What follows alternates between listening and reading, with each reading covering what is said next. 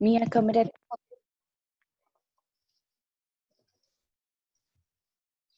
Então, vamos lá, meninos. Ligação metálica, página 14 do nosso livro didático 2. Na última aula, a gente aprendeu sobre a ligação iônica e a ligação covalente, né? Que é aquela ligação onde os elétrons eles entram em contato, né, por conta do íon. E as partículas na ligação iônica, elas são doadas para a molécula, né? O elemento que precisa. Então, um elemento perde um para o outro. E na ligação covalente, eles dividem, tá? Então, na primeira, um entrega para o outro, eles doam um para o outro. E na covalente, eles dividem a partícula. Aqui na ligação metálica é diferente, tá? Lembra que quando a gente estava falando lá na tabela, a gente falou que os metais, eles tinham classificação, que quando a maioria deles tem o último elétron não tem muita validade por conta da camada de valência deles. Lá na tabela até tem a separação deles certinhas. Por quê? A ligação metálica, ela ocorre de forma diferente das outras ligações, tá? Ela ocorre de uma forma livre, tá? Tem até aqui no livro, vocês vão ver que é chamada de nuvem eletrônica, ok? Aqui no desenho também ao lado a gente consegue ver, né, que tem o átomo aqui do metal, e aí a gente tem, né, os prótons, os positivos, e os elétrons são essas bolinhas que estão em volta deles. Esse aqui é o tipo de ligação. Vamos começar a ler para vocês entenderem melhor. Wilson Júnior, começa a ler, por favor. Ligação metálica. Ligação metálica. Além das ligações iônicas e covalentes, há um tipo de ligação química que ocorre com os metais, como os núcleos dos átomos desses elementos não exercem atração muito alta sobre os elétrons da última camada. Ocorre um movimento contínuo conhecido como nuvem eletrônica. Assim, os átomos de um metal se encontram em posições ordenadas e seus elétrons de valência então livres para se movimentar. Pode-se dizer então que há um amontado organizado de íons metálicos positivos mergulhados em um mar de elétrons livres. Então, meninos, o que acontece? Aqui nesse tipo de ligação, na ligação metálica, os elétrons eles ficam livres, andando, né, por volta dos prótons e em volta das ligações. Então, não fica especificamente compartilhado ou como na ligação iônica, né, que um doa para o outro. Não, aqui é como falou, é um amontoado, porém é um amontoado organizado. Então, aqui tem vários prótons e vários íons, vários elétrons. E esses elétrons ficam andando entre esses prótons, okay? Esses prótons do metal.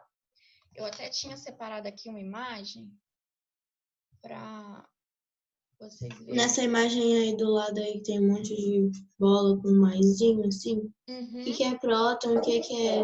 O próton é o positivo, que tem o símbolo do mais, porque o próton é a partícula positiva do átomo. E o elétron seria a bolinha pequenininha que está andando em volta, tá? Que ela é negativa. Eu achei essa imagem aqui para dar uma explicada melhor aqui. Então, aí a gente tem o primeiro tipo de ligação, que é a ligação iônica. Então, ele vai doar o elétron dele para o outro. Na ligação covalente, eles vão dividir, eles vão compartilhar o mesmo. E na ligação metálica, ele fica solto, indo de um para o outro, ok? Eles têm lá um composto metálico e esses elétrons ficam andando de uma molécula para a outra livremente, ok? E, porém, de forma, como eu falo, um amontoado organizado por conta da ligação deles metálica, de estabilização atômica dos elementos, ok? Meninos, aqui onde o Hudson Júnior leu, podem grifar. Na quinta linha, onde está assim. Assim, os átomos de um metal até o final. Até livres. Na quinta linha.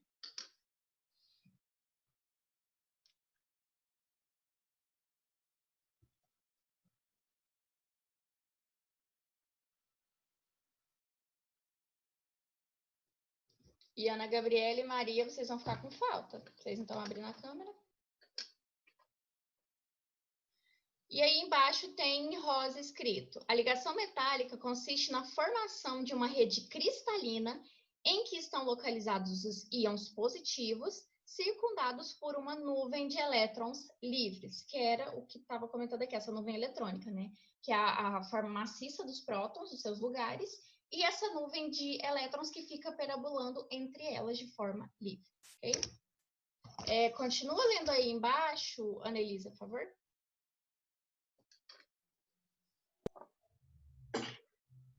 A ligação metálica consiste na formação de uma rede cristalina em que estão localizados os íons positivos, circundados por uma nuvem de elétrons livres. Pode continuar? Pode. A presença dessa nuvem de elétrons livres mantém os átomos metálicos unidos e justifica algumas das propriedades físicas dos metais, como maleabilidade, ductilidade e condutividade elétrica.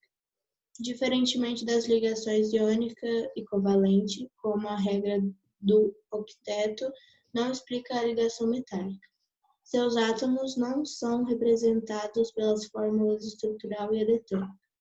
Em geral, utilizam-se os símbolos dos seus elementos químicos, sem indicação da quantidade de átomos envolvidos.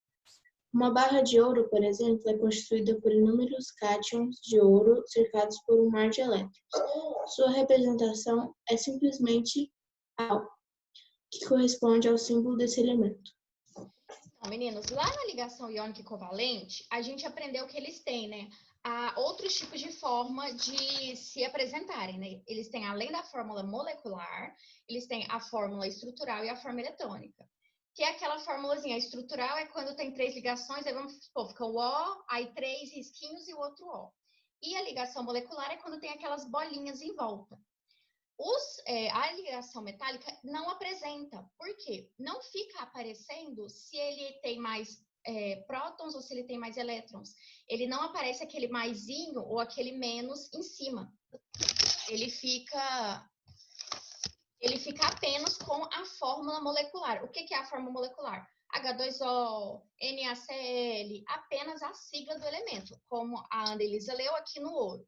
Fica simplesmente a sigla AU, porque é a sigla do ouro. Mas não fala quantas moléculas, se está positivo, se está negativo, se é um cátion, se é um ânion. Tá? Na ligação metálica isso não ocorre. Por quê? Porque os elétrons estão de forma livre. Então, como eles estão andando por todas as moléculas positivas, não dá para você saber exatamente quantas vão ficar fixas em apenas uma molécula, para a gente fazer essa contagem. Então, eles não apresentam essa fórmula estrutural nem eletrônica, tá? Aqui está falando também, né, que os átomos metálicos justificam algumas propriedades, que é a maleabilidade e a ductilidade, que é a capacidade deles de formarem lâminas e também fiação, tá, elétrica, e condutividade elétrica. Aqui também fala sobre a forma deles, aqui embaixo de composição. Aqui tem até uma curiosidade que mostra a composição deles de junção e que também não aparecem quantas moléculas de cada estão usando. Por exemplo, aqui fala, nessa curiosidade, a maioria dos materiais metálicos utilizados diariamente correspondem a ligas metálicas. Essas ligas são constituídas pela fusão de 2 ou mais metais e, por isso, apresentam propriedades diferentes daquelas que cada metal puro apresenta individualmente. Então, aqui, de um lado, a gente tem o ácido inoxidável, né, que é ácido de panela, utilizado também em indústria, e a característica dele é que ele não enferruja. E o ácido inoxidável, ele é uma junção. Então, aqui, o ácido é a junção de ferro, carbono, silício, enxofre, fósforo, cromo e níquel. Ele é essa junção toda aqui. Aí não aparece, tipo assim, silício 2, S1, por conta de não sabermos como é feita essa ligação. Então, aparece apenas o nome da junção de todos, que seria o ácido inoxidável. Aqui também como latão e como ouro 18 quilates, que é uma junção de ouro, prata e cobre, tá? Eles não aparecem essa junção eletrônica, essa demonstração, apenas a fórmula química dele. Meninos, aqui é onde a Ana Elisa leu, vocês podem grifar. no segundo parágrafo que ela leu, que começa com diferente, vocês vão grifar na terceira linha, em geral, até mar de elétrons.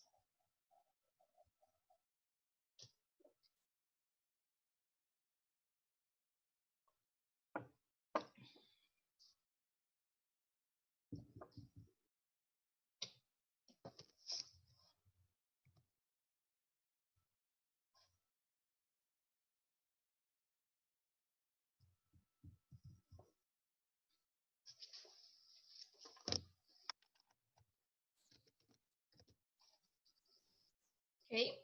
Então, virando a página aí para a página 15.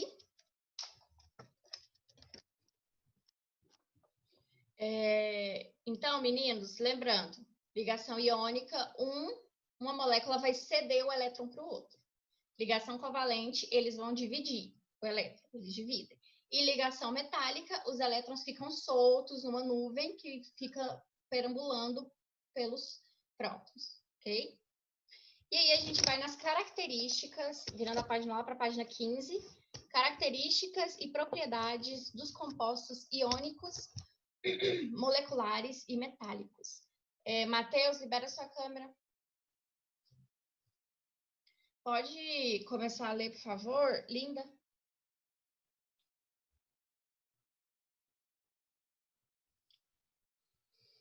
Características e propriedades dos compostos iônicos, moleculares e metálicos. Dependendo da ligação, iônica, covalente ou metálica, os compostos têm propriedades e características diferentes. Os compostos iônicos, como o sal de cozinha, são sólidos em temperatura ambiente e apresentam alto ponto de fusão, por serem formados pela forte atração entre seus íons, originando retículos cristalinos que apresentam formas geométricas bem definidas ao microscópio. São ótimos condutores de eletricidade. Entretanto, a condução de corrente elétrica só ocorre após a... No meu livro tá claro, não dá para ler essa palavra. Separou em só ocorre? Só ocorre após a dissociação. Dissociação em água. Oxi, que palavra esquisita. Dissociação em água ou quando há aquecimento do material até seu derretimento. Continua? Pode continuar. O fluxo ordenado das cargas elétricas em movimento faz com que ocorra a produção de corrente elétrica. Diferentemente do sal, o açúcar comum, sacarose, é uma substância molecular formada por ligações covalentes entre os átomos dos elementos químicos que a constituem. Em geral, essas substâncias, quando dissolvidas em água ou mesmo puras, não conduzem eletricidade. Continua? Pode. Além disso, compostos moleculares apresentam baixo ponto de fusão e podem ser encontrados nos estados sólidos, líquido ou gasoso, em temperatura ambiente. Ainda? Continua? Peraí, antes de você continuar.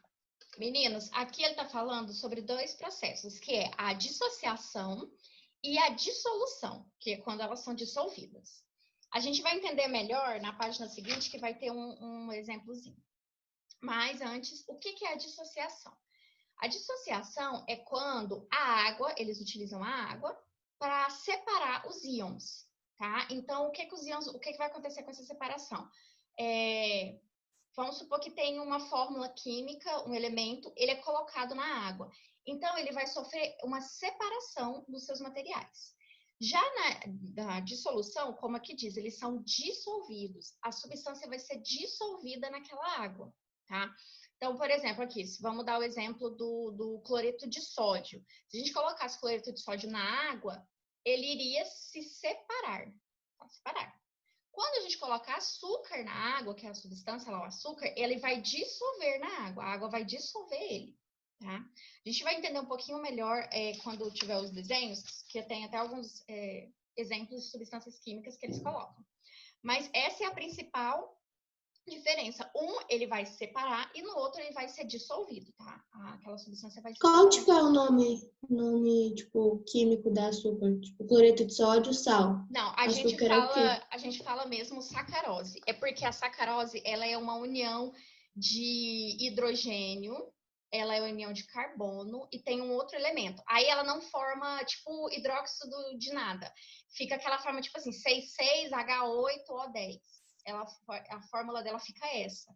Ela não ganha um nome tipo cloreto de sódio, esse tipo. Fica só a fórmula química dela mesma. Porque o açúcar, ele já é encontrado, ele é extraído, né? Porque a gente tem vários tipos de açúcares. A gente tem açúcar que extrai das frutas, a gente tem açúcar que extrai de outros derivados, outros grãos, que a gente chama, porque o arroz, por exemplo, tem açúcar no arroz. Se der, dá para extrair açúcar do arroz, dá para extrair açúcar do bagaço de cana. Então, depende do tipo de açúcar que a gente quer. Tipo, o que a gente usa em cozinha normal é o açúcar de cana, né, do bagaço de cana. Mas tem outros tipos de açúcares também. Por isso que ele não tem nome assim específico como o sal. Pode continuar lendo, Lida.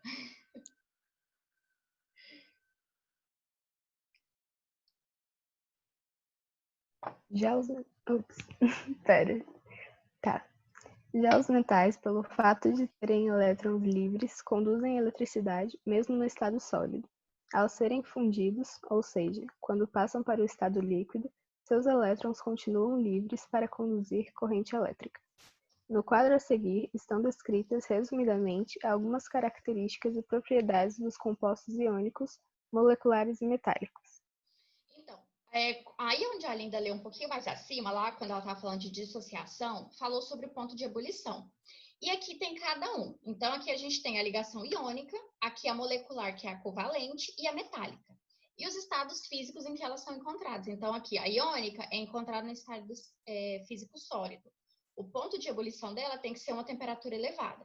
E a condutividade elétrica dela, ela conduz corrente elétrica quando fundida em solução aquosa. Tá? Aí a molecular, que é a ligação covalente. Sólida, líquida ou gasosa. O ponto de ebulição, em geral, uma temperatura mais baixa. E normalmente não conduz eletricidade. Aí aqui tem um detalhe, né? Que é os ácidos, quando em solução, conduzem corrente elétrica. Mais para frente no nosso conteúdo, a gente vai aprender sobre tudo, sobre os ácidos, as bases, os óxidos, sobre todos. E aí tem a ligação metálica, que é no estado físico sólido, exceto o mercúrio, que é encontrado naturalmente no estado líquido. Em geral, temperaturas elevadas, é só vocês pararem para pensar. Para difundir um metal, a temperatura tem que ser bem alta. E conduzem correntes elétricas, tá? Então, a ligação metálica, ela conduz. A ligação iônica, quando está em solução aquosa. E a molecular não conduz eletricidade. Aqui na iônica, que fala da solução aquosa, é igual eu falei para vocês, quando na água do mar. A água do mar, ela conduz eletricidade. Por quê? A água do mar é uma solução aquosa em que tem o cloreto de sódio, em que tem o sal.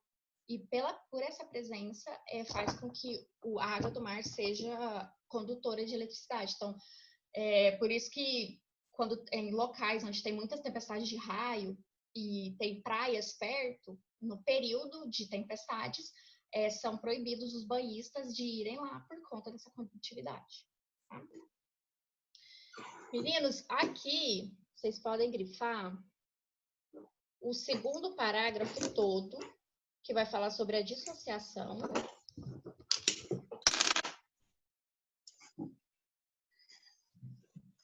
Professor, você podia fazer, sei lá, um vídeo, uma aula extra, um negócio assim, tipo, falar sobre tudo, assim, porque você tá explicando, sai, tipo, tabela periódica, daí você tá, tipo, o livro, né, tá dividindo em 355 partes.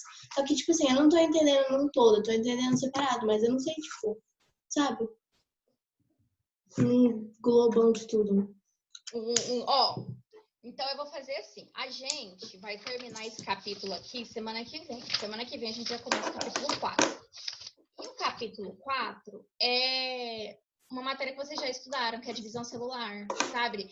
Leis de Mendel, cruzamento genético, que a gente viu ano passado. O capítulo 4 a gente vai ver de novo. Então, o que eu vou fazer?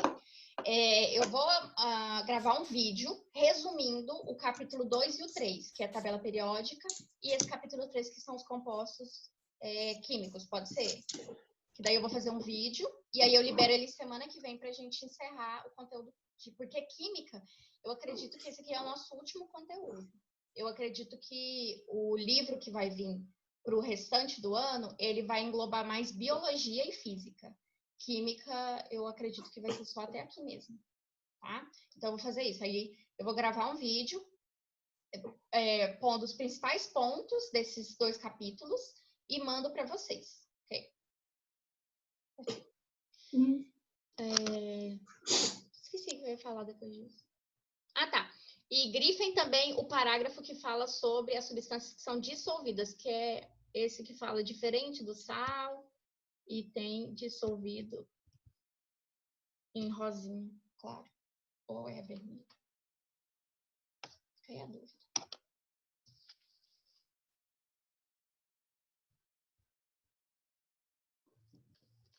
E aí vocês podem ir lá para a página 19, ou perdão, 18.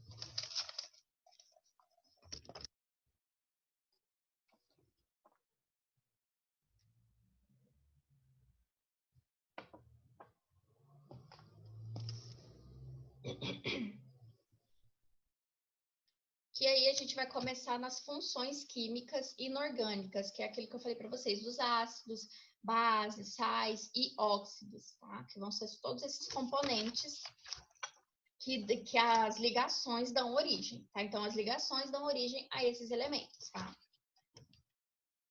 Vamos começar? Começa a ler, por favor, Gutenberg.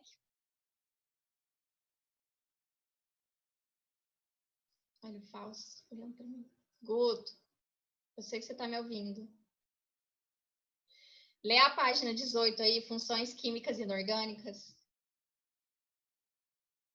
Seu livro não, Chá. Cadê seu livro?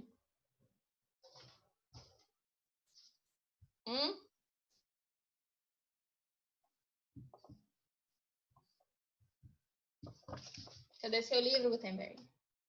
Tá em casa? Você não levou? O que aconteceu? Porque você tem ele. Tá em casa. E por que você não levou? Eu saí atrasada. Ah, mas você sabe que tem aula todo dia? Eu vou adivinhar quando sou atrasado. Você é agoniado. Eu tô entendendo o que a senhora tá falando. Sei. Tá. Então, lê, por favor, Júlia, funções químicas inorgânicas.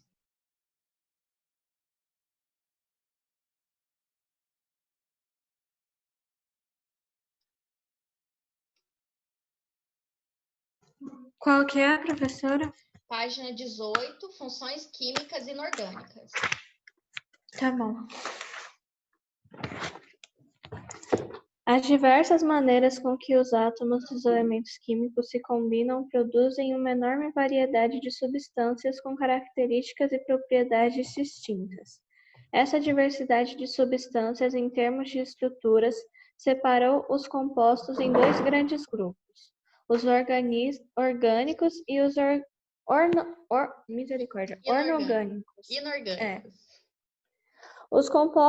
Os compostos inorgânicos ainda podem ser divididos de acordo com suas propriedades químicas, em ácidos, bases, sais e óxidos, sei lá como é. Óxidos. Então, meninos, os 2 grandes grupos são os orgânicos e os inorgânicos. O próprio nome já diz. Orgânico, voltando lá para a época que a gente estava aprendendo sobre animais, forças da natureza vivas e não vivas. Orgânicos são matérias vivas, propriamente ditas. Aqui vai entrar, orgânico vai entrar nas funções que a gente já encontra pronto. Um exemplo, os açúcares. Os açúcares são materiais orgânicos. Por quê? A gente encontra ele onde? Grãos, frutas, alguns assim, são encontrados em até algumas leveduras, tá? Então, eles são um composto orgânico, que a gente encontra normalmente. E a gente tem os compostos inorgânicos, que são os ácidos, as bases, sais e óxidos, que eles vão fazer o quê? Eles vão vir a partir de junções químicas e vão ser formados, ok? Então, vamos começar aí com ácidos e bases. Lê, por favor, Maria Eduarda.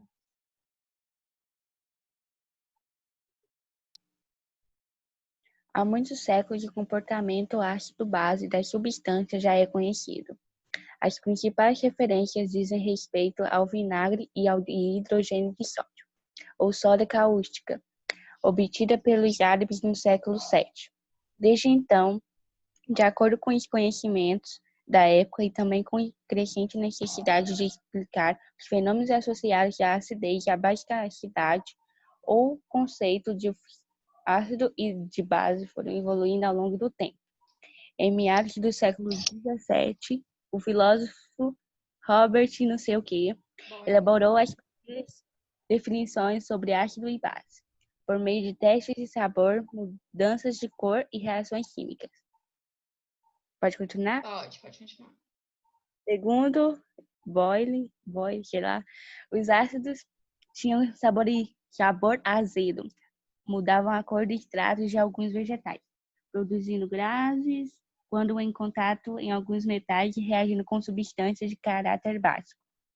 Já as bases apresentavam sabor adstringente. Também mudavam a coloração de alguns extratos vegetais e reagiam com substâncias de caráter ácido. Essas substâncias, cuja cor depende da presença de ácidos ou de bases, que permitiam caracterizar as funções químicas, são chamadas de indicadores. Isso. O que acontece, gente? Os ácidos e as bases. Eles são utilizados de forma que, como estava falando, pelos estudos, eles são provados através de indicadores. Indicador de acidez. Nós, no nosso corpo, nós temos acidez. Nós temos acidez nas nossas mucosas, seja nasal, seja bucal, seja genital. E também tem alimentos que possuem essa acidez. Aqui, um exemplo que eu poderia dar de um ácido orgânico, né, um ácido normal, seria o limão, por exemplo. O limão, quando cortado, depois de um tempo que vocês deixam ele cortado ao ar livre, ele vai mudando a coloração. O limão, ele vai ficando meio escuro, acinzentado, aquela acidez dele vai mudando a cor e vai trocando, mudando o sabor e trocando a cor dele. Isso aqui é um tipo. E as bases, elas têm um sabor diferente. Elas têm uma formação, uma identificação diferente. E os indicadores, aqui a gente vai falar, eu acho até que aqui do outro lado vai mostrar. Os indicadores. Existem papeizinhos que são utilizados de indicadores de ácido, indicadores para mostrar o pH. A gente chama também de pH, de elementos. Inclusive, muitos anos atrás, na faculdade, eu fiz um trabalho sobre indicar a acidez do leite. E aí, era um elemento que a professora levou, e aí a gente colocava no leite. Quanto mais rosa o leite ficava, mais ácido aquele leite era. Então, quer dizer que os elementos que eles utilizaram na composição daquele leite, para que ele fosse pasteurizado, para que ele fosse industrializado e comercializado, eram mais fortes do que alguns outros leites. Então, quanto mais rosa, mais ácido aquele leite era. E a acidez excessiva causa muitos problemas. Porém, vamos chegar nos indicadores para vocês entenderem melhor como que essas fitinhas elas atuam em qualquer coisa. Assim, se vocês querem ver acidez de água, de alimentos, até mesmo da pele, da saliva, eles conseguem indicar. Lê, por favor, indicadores, Júlia.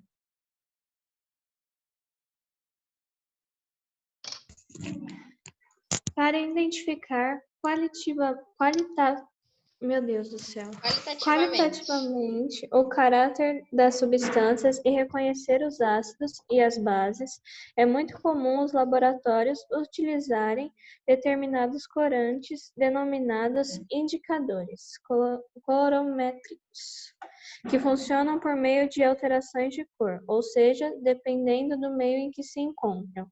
Ácido ou básico, as substâncias apresentam uma cor característica, sei lá. Aí tá. Os indicadores ácido-base são substâncias cujas cores se alteram quando colocadas no meio ácido ou em meio alcalino. Alcalino é básico, tá? É as bases. Lembra lá de volta da tabela periódica, onde a gente tinha os alcalinos e os alcalino-terrosos. São básicos, são elementos básicos, tá? Que não apresentam acidez. Virando a página, vocês vão ver a demonstração de cor. Peraí, linda, vou mandar uma foto pra você. A demonstração de cores que eles possuem. Então, vai do menos ácido, né, pro mais. Ih, eu tô no nome da sua mão. E aí tem aqui. Peraí, meninos. 5 segundos. Aí a gente vai ter o incolor. Aí a gente vai ter, ó, o fenolftaleína. O fenolftaleína, ele vai aparecer, o ácido é incolor e a base é rosa, tá? Então, se eles pegarem o indicador de fenolftaleína e colocar, se tiver ácido, o papelzinho vai ficar incolor. E se ele tiver alcalino, que é quando a gente fala base, ele vai ficar rosa. Aí vem alaranjado de metila. Se tiver ácido, ele fica vermelho. Se tiver base, ele vai ficar laranja. E o azul de bromotimol. Ácido, ele fica amarelo. E base, ele fica azul. Aqui embaixo, a gente vai ver o... Vou até chegar nele antes de ler. Aqui embaixo tá assim, ó. Observe... Oh, perdão. Pode falar. Não, pode falar. No caso, base é que não tem ácido, né? Isso. Não tem acidez. Isso, é uma substância que não tem acidez, que tá, como é que fala? Equilibrada. A gente vai ver aqui, ó, no indicador de pH, que tem o meio ácido e o meio básico. Então, ela vai do vermelho até o amarelo esverdeado e depois do verde até um roxo. Roxo. Isso é roxo. Para mim é roxo. E aí vai do 0 até o 14. E aí a gente tem o ácido e o base. Por isso que fala assim, quanto menor o número, mais ácido é uma coisa. E quanto maior é o número, mais alcalino. E o pH perfeito é o 7, que é o meio neutro. Então, por exemplo, quando vai ver pH de água, vai ver pH de piscina, pH até mesmo de mucosa humana, a gente quanto mais ácido, quanto menor, mais ácido. Quanto maior o número, mais alcalino. Isso aqui até vai entrar com um pouco do nosso conteúdo do próximo capítulo, que a gente vai falar sobre reprodução. Às vezes, tem mulheres que têm o canal da vagina muito ácido, e isso mata os espermatozoides. E aí é quando as mulheres têm que fazer um tratamento para conseguir engravidar. Por quê? Porque essa acidez excessiva, o espermatozoide ele não está pronto para aquela acidez. Então, quando ele entra em contato com o canal vaginal, ele morre. E aí não consegue fecundar. E aí é quando algumas mulheres que querem engravidar e têm esse problema, elas têm que fazer tratamentos para regular o pH delas, do canal vaginal, para que elas consigam engravidar e não matem os espermatozoides. Tem pessoas também que têm o pH da mucosa da boca muito ácido. Então, e aí o que isso aqui atrapalha às vezes em machucados, às vezes quando vão ao dentista, isso atrapalha. E aí eles têm que fazer um tratamento para regular esse pH. Porque o neutro é o 7. Então, se for número menor, é muito ácido, e se for número maior, é muito alcalino, muito básico. Precisa estar neutro, precisa estar tranquilo. Meninos, antes de continuar, essa chamada vai fechar, eu já vou fechar ela e mandar o novo link. Peraí.